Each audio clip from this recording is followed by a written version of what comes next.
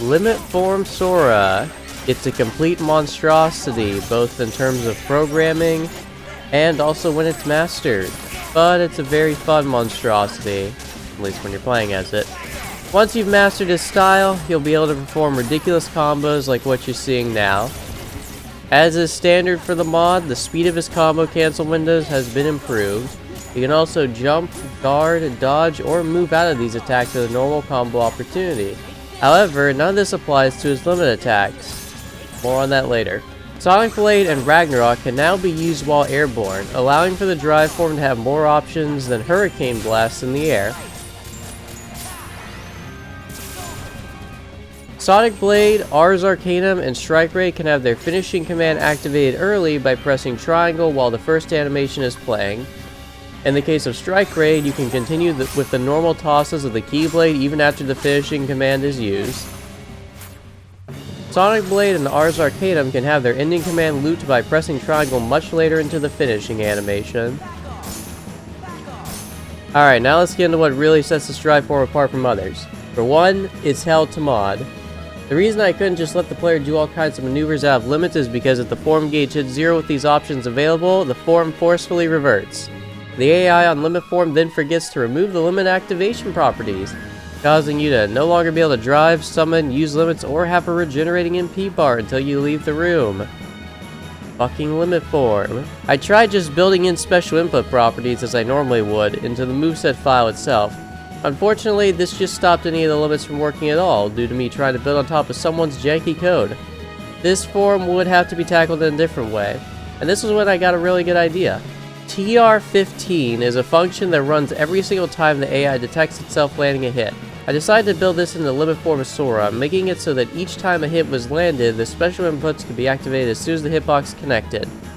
I then applied this to every single attack on the drive form, including the limits, and it worked without any bugs. Mostly. Because this is limit form, it can never go smoothly. There was a problem with Strike Raid specifically. You see, Limit Form's AI completely desyncs the Keyblade from Sora during Strike Raid. Something that absolutely nothing else in the game does. Canceling Strike Raid early just led to the Keyblade never returning to Sora's hands.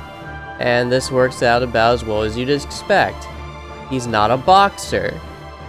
While I was stumped on stream trying to figure this out, something completely insane happened. A random person by the name of Strangest Person in my chat, someone who I can only assume was the Kingdom Hearts 2 intern that programmed Limit Form to begin with, actually came up with a solution to the strike rate issue.